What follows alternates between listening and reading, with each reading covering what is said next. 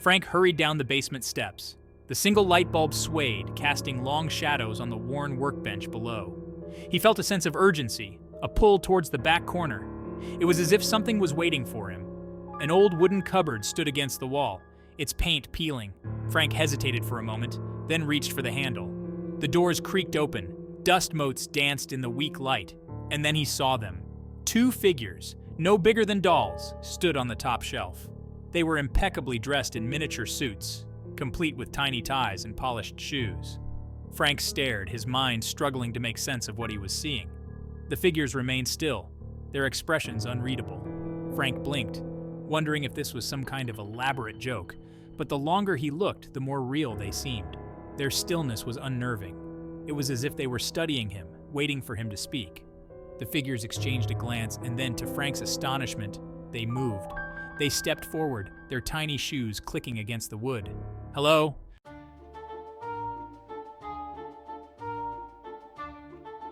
Who are you, and what are you doing in my basement? Frank, we've been expecting you. We are here to discuss your unique abilities. My abilities? I'm just an engineer. I fix things. I don't have any special abilities. That's where you're wrong, Frank. You possess a gift that allows you to manipulate the very fabric of time. Frank leaned closer, trying to make sense of the impossible. These miniature beings were talking to him. The first figure smiled, a disconcerting expression on his tiny face.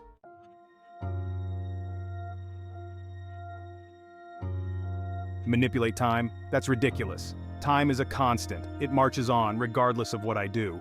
Not for you, Frank. You see the world differently. You exist in the present moment, free from the constraints of past and future.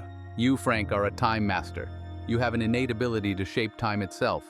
Why me? Why would I have this ability? Frank laughed, a humorless sound that echoed in the small space. Frank stared at the miniature figures, his mind spinning. They were suggesting that he, a simple engineer, had the power to control time. It was absurd, impossible. Yet, a part of him wanted to believe.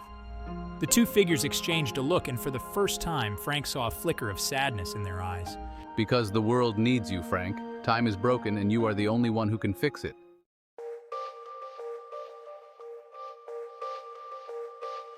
What do you mean time is broken? How can something as constant as time be broken? Time, Frank, is not the linear progression you perceive it to be. It is a fluid, ever-shifting tapestry, woven from the threads of human experience. Imagine, if you will, a world where the past, present, and future are not separate entities, but rather coexisting dimensions, constantly interacting and influencing each other. Frank sat down on a dusty stool, his mind reeling. Time was broken? What did that even mean? He looked at the miniature figures, their tiny faces etched with concern. They seemed so real, so earnest. Bill gestured with his miniature hand as if trying to encompass the vastness of the concept.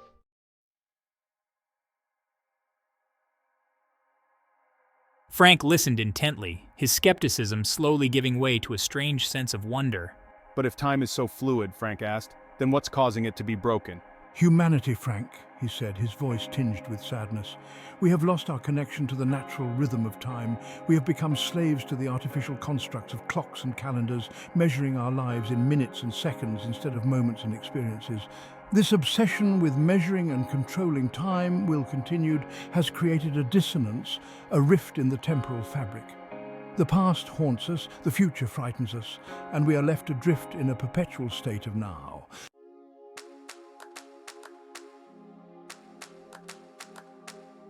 Frank thought about his own life. He had always been a practical man, focused on the tangible, the here and now. He had never dwelled on the past or worried about the future. Could this be what the miniature figures were talking about? But what does this have to do with me? Frank asked, his brow furrowed in thought. What makes me so special? You, Frank, Bill said, his voice filled with a strange reverence, have an innate ability to exist in the present moment. You are not bound by the anxieties of the past or the uncertainties of the future. Your mind, Will added, marches to a different rhythm, a rhythm in sync with the natural flow of time. Frank felt a shiver run down his spine. Could it be true? Was he really some kind of temporal anomaly, a glitch in the matrix of time? He had always felt a sense of being different, of not quite fitting in, but this was beyond anything he could have imagined.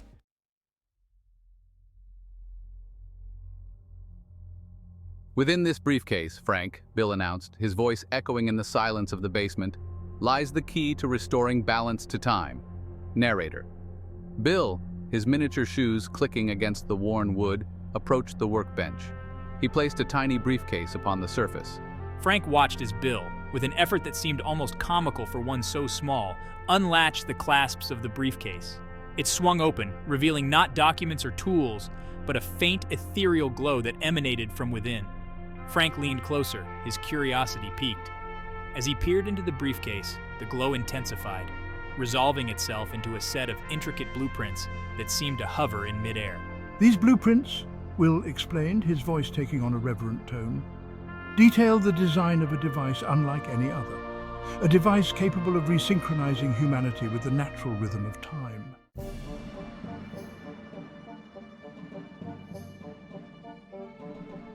Frank examined the blueprints, his engineer's mind struggling to grasp the concepts they represented. The device, a clock of some kind, was far more complex than anything he had ever encountered. This clock, Bill continued, pointing a tiny finger at the central mechanism of the design, operates on the principle of trirhythm, 3 separate movements representing the past, present, and future, working in perfect harmony.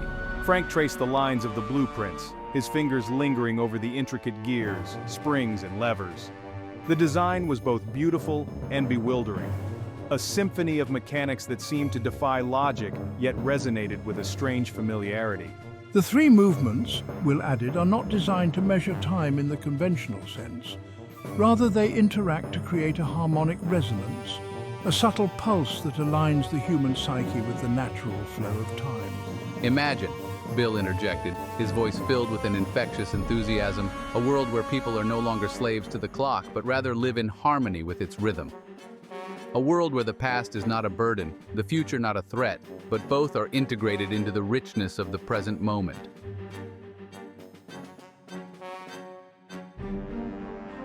But how, Frank asked, his voice echoing his skepticism, can a clock, even one as complex as this, possibly achieve such a thing? Will smiled, a knowing glint in his eye. The clock itself, Frank, is merely a conduit, a physical representation of a much deeper principle. It is the intention behind its creation, the understanding of the interconnectedness of time, that gives it its power. Bill nodded in agreement. The act of building this clock, Frank, will be a transformative experience. As you assemble its gears and calibrate its movements, you will begin to internalize its principles, to embody its essence. Frank stared at the blueprints, his mind racing with possibilities. The clock was more than just a machine. It was a symbol, a testament to the power of human ingenuity to reshape reality itself. And what, Frank asked, his voice barely a whisper, happens when the clock is complete?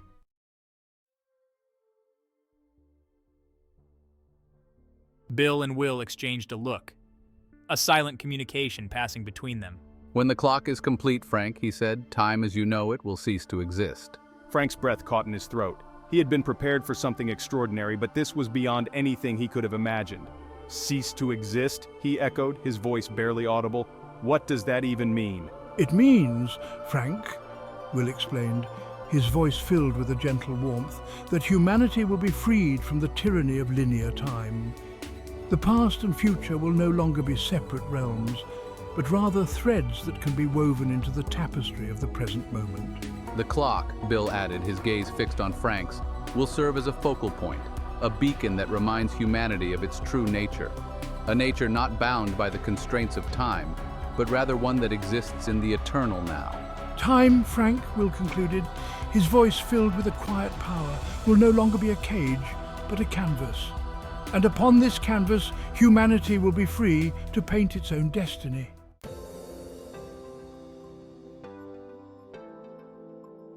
Frank stared at the miniature figures, their words echoing in the silence of his basement workshop. Time, a canvas, humanity, free to paint its own destiny. The concepts were so vast, so profound, that his mind struggled to grasp their full implications. I've always considered myself a practical man, grounded in the reality of gears and levers, of nuts and bolts. Yet, here I am, being asked to build a device that defies logic, a device that promises to reshape the very fabric of existence. A strange mix of emotions washed over him. fear, excitement, uncertainty, and a burgeoning sense of purpose. The task before him seemed impossible, yet he couldn't shake the feeling that he was meant for this, that destiny had led him to this moment. Bill and Will, their miniature faces filled with a quiet intensity, seemed to sense his internal struggle. They didn't speak, but their silence was more powerful than words. They were offering him not just a task, but a responsibility, a chance to be a part of something far greater than himself.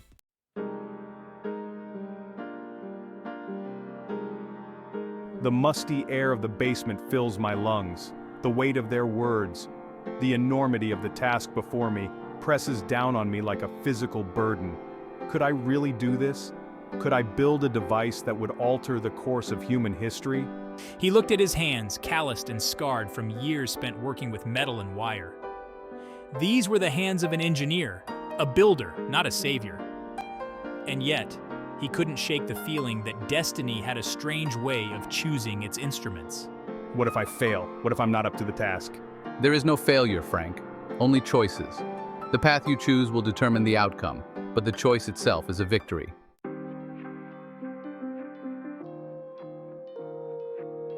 The blueprints are merely a guide, Frank. The true clock exists within you, within your understanding of the interconnectedness of time. Trust your instincts, follow your heart, and the path will reveal itself. Their words resonated deep within Frank, echoing a truth he had long forgotten. He had always been a tinkerer, a problem solver, driven by an insatiable curiosity and a desire to understand how things worked. He had lost that spark somewhere along the way, bogged down by the mundane routines of life. All right, the seed of determination planted by the miniature envoys has taken root in the fertile ground of my rediscovered purpose. I'll do it. I'll build your clock.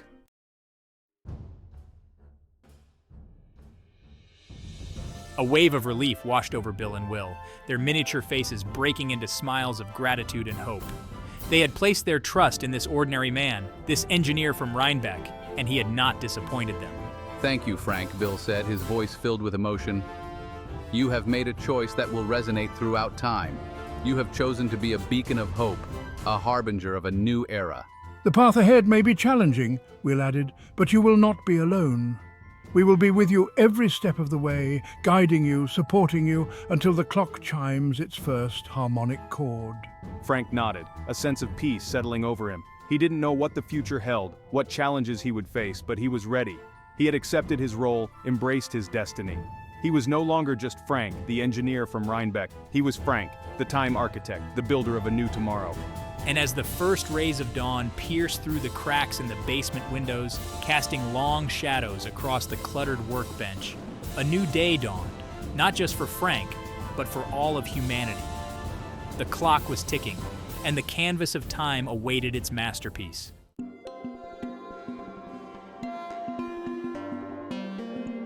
The blueprints, shimmering with an ethereal light, lay spread across Frank's workbench. Each line, each cog, each inscription hummed with the promise of a world reborn. The basement, once a refuge for mundane repairs, transformed into a sanctuary of innovation.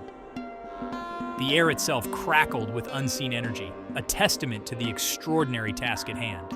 Frank, his brow furrowed in concentration, traced his fingers along the glowing lines of the blueprints. His calloused hands, accustomed to the weight of wrenches and the bite of pliers, now moved with a newfound grace, as if guided by an unseen force. The blueprints, a symphony of circles and lines, whispered secrets of time and balance. He gathered the tools of his trade, each one familiar and comforting in its solidity. Yet, as he picked them up, their weight felt different, imbued with a sense of purpose that transcended their usual function. The tools of an engineer, now instruments of change, lay ready to shape destiny. The familiar scent of machine oil and sawdust mingled with a strange, sweet aroma that seemed to emanate from the blueprints themselves. It was the scent of possibilities, of uncharted territories, of a future where time danced to the rhythm of the human heart.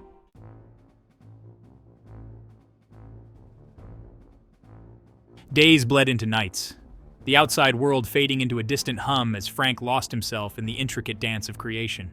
The basement, bathed in the soft glow of the blueprints, became a universe unto itself, a crucible where time and metal intertwined. The rhythmic clang of hammer against metal, a symphony of creation, echoed through the workshop. Each carefully measured strike, each precisely fitted gear, brought me closer to realizing the grand vision laid out before me. The blueprints, no longer static images, came alive in his hands, transforming from ethereal whispers into tangible forms. I worked with a fervor I had never known, driven by a force greater than myself.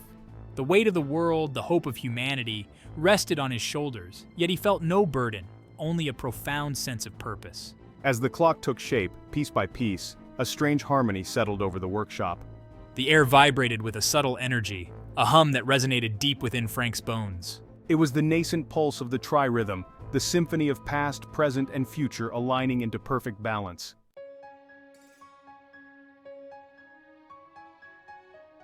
One by one, the gears were painstakingly crafted, each tooth a testament to Frank's dedication. The springs, imbued with a life of their own, coiled and uncoiled with a rhythmic grace. And at the heart of it all, the three movements representing the past, present, and future began their intricate dance. The first movement, a testament to the past, moved with a measured deliberation, its gears turning with the weight of memory and experience. The second, representing the present, pulsed with a vibrant energy, a reflection of the ever-changing now. And the third, a whisper of the future, moved with an ethereal grace, its delicate mechanisms hinting at possibilities yet to unfold. Frank watched in awe as the three movements, seemingly independent yet inextricably linked, began to synchronize. It was as if the very fabric of time was being woven together on my workbench, the past, present, and future harmonizing into a singular, breathtaking symphony. A soft glow emanated from the clock, casting dancing shadows across the walls of the basement. It was no longer just a machine, it was a beacon, a conduit to a realm beyond the limitations of linear time. And as Frank gazed upon his creation, he felt a profound sense of peace settle over him. For in that moment I caught a glimpse of eternity, a glimmer of a world where time was not a constraint but a canvas of infinite possibility.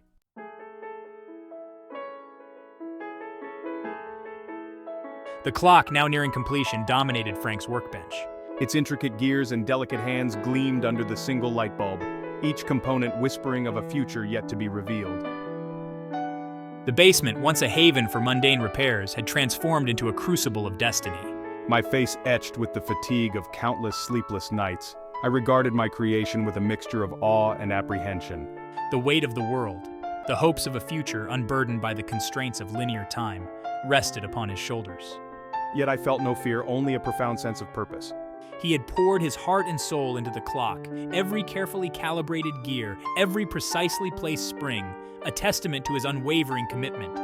The blueprints, once a source of mystery and intimidation, were now as familiar as the lines on my own hands. As he made the final adjustments, his fingers moved with a grace that belied his years of toil. It was as if the clock itself was guiding my hands, whispering secrets of balance and harmony, of a world where time was not a cage, but a canvas upon which humanity could paint its own destiny.